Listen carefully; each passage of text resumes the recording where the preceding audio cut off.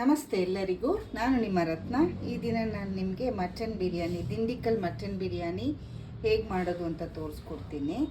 ಇದು ತಮಿಳ್ನಾಡು ಸ್ಟೈಲ್ದು, ತುಂಬಾ ಚೆನ್ನಾಗಿರುತ್ತೆ.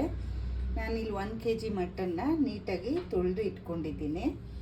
ನಾನು ಒಂದು 8 ಈರುಳ್ಳಿನ ಸಣ್ಣದಾಗಿ ಕಟ್ ಮಾಡಿ ಇಟ್ಕೊಂಡಿದ್ದೀನಿ, ಅಂದರೆ ಮಿಕ್ಸಿಗೆ ಹಾಕ್ಕೊಳ್ಳೋದಕ್ಕೆ ಇಷ್ಟು ಸೈಜಲ್ಲಿ ಕಟ್ ಮಾಡಿ ಇಟ್ಕೊಳ್ಳಿ. 1-2 ಗೆಡ್ಡೆ ಬೆಳ್ಳುಳ್ಳಿ, ಒಂದು ತುಂಡು ಶುಂಠಿನ ಕಟ್ ಮಾಡಿ ಇಟ್ಕೊಂಡಿದ್ದೀನಿ, ಒಂದು 11 ಹಸಿಮೆಣ್ಸಿನ್ಕಾಯಿ, ಒಂದು ಇಡೀ ಪುದೀನ ಸೊಪ್ಪು, ಒಂದು ಇಡೀ ಕೊತ್ತಂಬರಿ ಸೊಪ್ಪು ಸಣ್ಣದಾಗಿ ಹೆಚ್ಚಿಟ್ಕೊಂಡಿದ್ದೀನಿ. ಇನ್ನು 1 ಸ್ಪೂನ್ ಧನಿಯಾ, 1 ಸ್ಪೂನು ಶಾಯಿ ಜೀರಾ, ಸೋಂಪು, ಜೀರಿಗೆ, ಮೆಣಸು ಇದೆಲ್ಲನೂ ನಾನು ಅರ್ಧ ಸ್ಪೂನ್ ತೊಗೊಂಡಿದ್ದೀನಿ.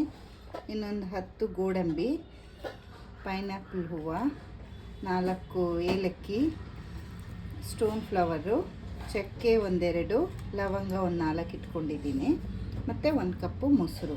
ಈಗ ಹೇಗೆ ಮಾಡೋದು ಅಂತ ತೋರಿಸ್ತೀನಿ. ನಾನು ಈ ಬಿರಿಯಾನಿ ಮಾಡೋದಕ್ಕೆ ಜೀರಾ ರೈಸ್ ತೊಗೊಳ್ತಾ ಇದ್ದೀನಿ. ನಾನೀಗ ಒಂದು 4 ಗ್ಲಾಸು ರೈಸ್ನ ನೆನೆಸ್ಕೊಳ್ತೀನಿ. ಅರ್ಧ ಗಂಟೆ ಮುಂಚೆ ನೆನೆಸಿದರೆ ತುಂಬ ಉದುದ್ರಾಗಿ ಚೆನ್ನಾಗಾಗತ್ತೆ.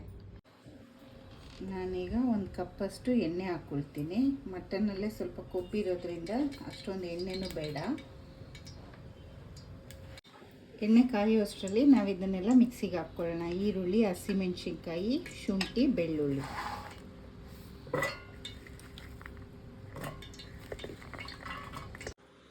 ಇದು ತುಂಬ ನುಣ್ಣಗೆ ಪೇಸ್ಟ್ ಮಾಡ್ಕೋಬೇಡಿ, ತರಿಯಾಗಿ ರುಬ್ಕೊಂಡ್ರೆ ಸಾಕು.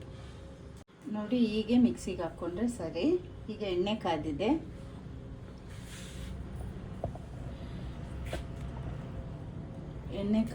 ಈಗ ರುಬ್ಬಿರೋದನ್ನು ಇದು ಸ್ವಲ್ಪ ಹಸಿ ವಾಸನೆ ಹೋಗೋವರೆಗೂ ಫ್ರೈ ಮಾಡ್ಕೊಳ್ಳೋಣ. ಈಗ ನಾವೆಲ್ಲ ಪ್ಲೇಟಲ್ಲಿ ತೆಗೆದಿಟ್ಕೊಂಡಿದ್ವಿ ಅಲ್ಲ ಬಿರಿಯಾನಿ ಸಾಮಾನು, ಇದನ್ನೆಲ್ಲ ಒಂದು ಮಿಕ್ಸಿ ಜಾರ್ಗೆ ಹಾಕ್ಕೊಂಡು ಪೌಡ್ರ್ ಮಾಡ್ಕೊಳ್ಳೋಣ. ನೋಡಿ, ಈಗ ಹಸಿ ವಾಸನೆ ಎಲ್ಲ ಹೋಗಿದೆ, ಚೆನ್ನಾಗಿ ಫ್ರೈ ಆದರೆ ಈಗ ಮಟನ್ ಹಾಕ್ಕೊಳ್ಳೋಣ.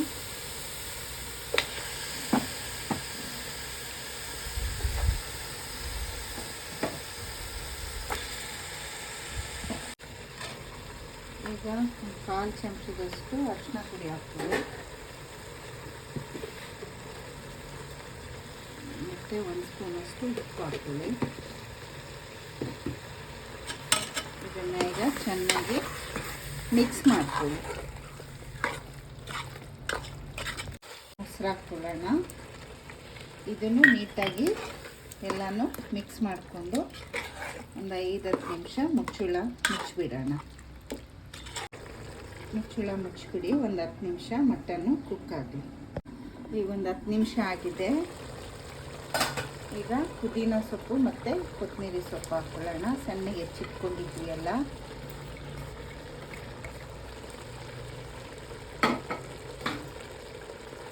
ಮತ್ತು ನಾವಿದು ಪೌಡ್ರ್ ಮಾಡ್ಕೊಂಡಿದ್ದೀವಿ ಅಲ್ಲ, ಚಕ್ಕೆ, ಲವಂಗ, ಧನಿಯಾ, ಮೆಣಸು ಇದೆಲ್ಲ, ಈಗ ಇದನ್ನು ಹಾಕೋಣ. ಚೆನ್ನಾಗಿ ಮಿಕ್ಸ್ ಮಾಡಿ ಇದನ್ನೆಲ್ಲ ಮತ್ತೆ ಚೆನ್ನಾಗಿ ಮಿಕ್ಸ್ ಮಾಡಿಕೊಳ್ಳಿ. ಇನ್ನೂ ಒಂದು 10-15 ನಿಮಿಷನೇ ಇದು ಕುಕ್ ಆಗಲಿ. ಮಟನ್ ಅಲ್ವಾ, ಬೇಯಬೇಕು.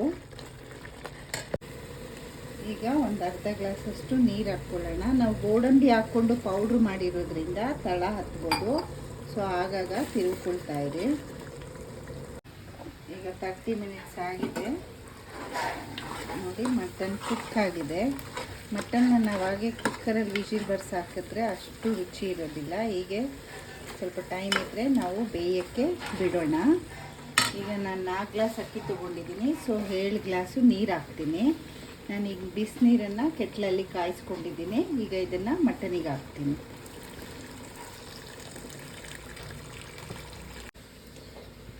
ಈಗ ನೋಡಿ, ನಾನು 7 ಗ್ಲಾಸ್ ನೀರು ಹಾಕ್ಕೊಂಡಿದ್ದೀನಿ. ಈಗ ಉಪ್ಪು ಹಾಕ್ಕೊಳ್ಳೋಣ. ನಾನೀಗ 1-2 ಸ್ಪೂನು ಉಪ್ಪು ಹಾಕ್ಕೊಳ್ತಾ ಇದ್ದೀನಿ. ಇದು ಒಂದು ಕುದಿ ಬಂದ ಮೇಲೆ ನಾವು ಅಕ್ಕಿ ಹಾಕೋಣ. ನೋಡಿ, ನಾನು ಹಿಂಗೆ ಒಂದು 7 ಹಸಿಮೆಣ್ಸಿನ್ಕಾಯಿನ ಮಧ್ಯದಲ್ಲಿ ಹಿಂಗೆ ಕಟ್ ಮಾಡಿಕೊಂಡು ಹಾಕೋತಾ ಇದ್ದೀನಿ. ಈಗ ಮುಚ್ಚಿಬಿಡೋಣ. ಇದೊಂದು ಕುದಿ ಬಂದಾಗ ಅಕ್ಕಿ ಹಾಕೋಣ. ಅಷ್ಟರಲ್ಲಿ ನಾನು ಅಕ್ಕಿನೆಲ್ಲ ತೊಳೆದಿಟ್ಕೊಂಡು ಬರ್ತೀನಿ. ಈಗ ನೋಡಿ ನೀರು ಕುದೀತಾ ಇದೆ. ಈಗ ರೈಸ್ ಹಾಕ್ಕೊಳ್ಳೋಣ.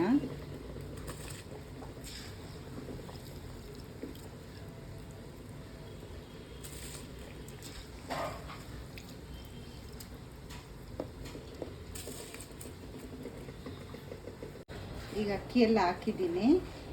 ಈಗ ಒಂದೆರಡು ಸ್ಪೂನಷ್ಟು ತುಪ್ಪ ಹಾಕ್ಕೊಳ್ಳೋಣ. ಈಗ ನೀಟಾಗಿ ತಿರುಗಿಕೊಂಡು ಒಂದು 10 ನಿಮಿಷ ಮುಚ್ಚೋಣ. ಇದು ಸ್ವಲ್ಪ ಹೈ ಫ್ಲೇಮಲ್ಲೇ ಇರಲಿ. ಈಗ ಒಂದು 10 ನಿಮಿಷ ಆಗಿದೆ.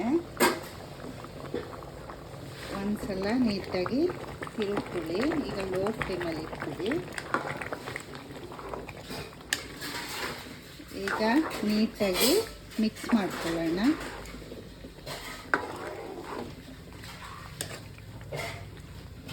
ಈಗ ಒಂದು 20 ನಿಮಿಷದವರೆಗೂ ಇದು ಲೋ ಫ್ಲೇಮಲ್ಲೇ ಕುಕ್ ಆಗಲಿ.